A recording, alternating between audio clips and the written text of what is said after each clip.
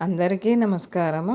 ఇంకా పావు కిలో మినపప్పు అయితే మనము ఒక 2 గంటలు నానబెట్టేసుకోవాలి.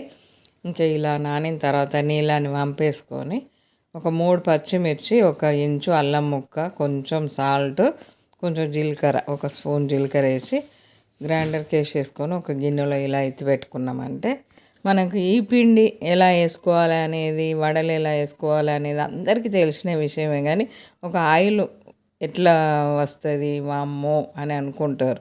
ఇంకా ఈ లూజు ఉండాలి, వాటర్ అస్సలు ఎక్కువ వేయకూడదు, పిండిలో బాగా లూజు ఉండకూడదు. మళ్ళీ కొంచెం జీలకర్ర వేసేసి కలుపుకొని ఇంకా ఇప్పుడు మనకు చేయి మీద కొంచెం వాటర్ పెట్టినామంటే ఊరికేనే వచ్చేస్తుంది చేయి నుండి. ఇంత ముద్ద పెట్టేసి కొంచెం రౌండ్ కానీ ఓల్ చేసినామంటే మంచిగా పడుతుంది కడాయిలో, ఎలాంటి ఇబ్బంది ఉండదు.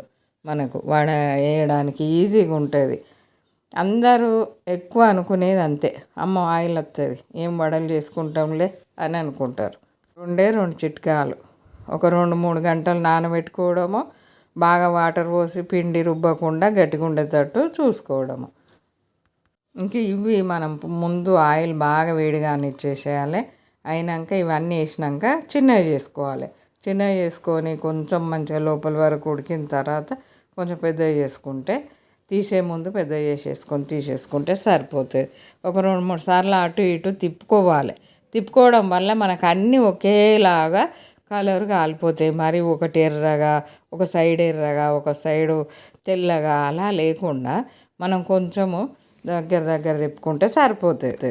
ఇంత చక్కగా కాలిపోతే మనకు సోడా వేసుకోవాలి, ఇంకా వేరే వేసుకోవాలి అనేది ఏమి ఉండదు.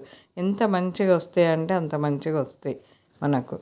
కొందరు వేసుకుంటారు వంట సోడా వేసుకుంటారు, కానీ వేయకూడదు. వేసినామంటే ఆయిల్ ఇక ఒక్క దెబ్బకే అయిపోతుంది కడాయిలో ఆయిల్.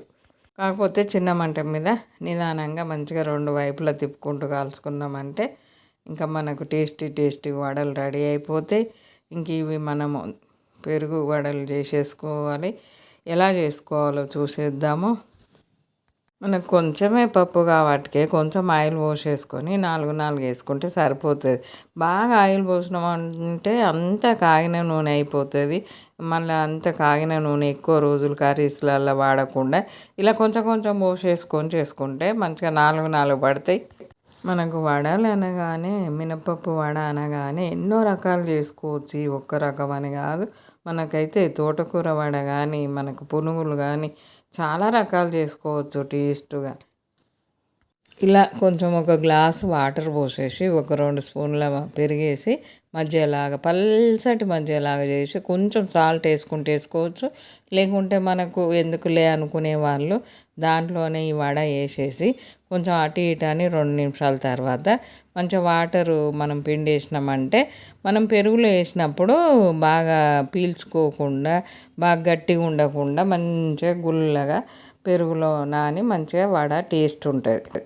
ఈ మజ్జిగ వట నీళ్ళలాగా ఉంది ఏంటిలే అని అనుకోకుండా దీంట్లో ఇంకో కొంచెం పెరిగేసామంటే మంచి మజ్జిగ పులుసు రెడీ అయిపోతుంది. మనకు ఓపిక ఉండి చేసుకోవాలి. కానీ ఈ వడలు నానేసిన పల్సటి మజ్జిగ ఇలా అంతా పెరుగులో వేసేసి, పెరుగులో ఈ వడలు వేసిన తర్వాత మనము కొంచెం ఇటు అటు తిప్పేసుకొని 2 వైపులా కొంచెం పెరుగు ఎక్కువే పడుతుంది. ఈ దହି వడ చేసుకోవాలి అని అంటే మనకు కొంచెం పెరుగు ఎక్కువే పడుతుంది. ఇదైతే మాకు ఒక ప్యాకెట్ పెరుగులో కొంచెం ఒక చుక్క వాటర్ వేసి మంచిగా బీట్ చేసుకోవాలి. పెరుగును బాగా బీట్ చేసేసుకోవాలి. మరి అలానే పెరుగులోనే వేయకూడదు, గడ్డలు లేకుండా మంచిగా బీట్ చేసేసుకోవాలి. దీంట్లో పెరుగులో కొంచెము పెరుగు సరిపడా సాల్ట్ వేసుకోవాలి.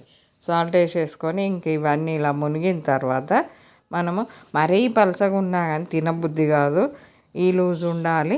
మనకు అవి మునిగి మంచిగా గంటతోటి కొంచెం పెరుగును వడ వచ్చేటట్టు ఉండాలి. ఇలా నానేసుకొని ఫ్రిడ్జ్లో పెట్టుకొని తినేవాళ్ళు కొందరు, మామూలుగా 2 గంటలు నానినాక తినేవాళ్ళు కొందరు. ఇంకా వాళ్ళ ఇష్టాన్ని బట్టి ఉంటుంది. ఇలా కొంచెము మనము చాట్ మసాలా జల్లేసుకోవాలి. కొంచెం జీలకర్ర పొడి, వేయించి చేసిన జీలకర్ర పొడి చల్లేసుకోవాలి.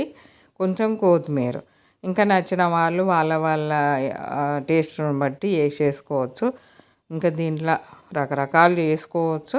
ఇంకా ఇప్పుడైతే ఈ రకం చూసేద్దాము.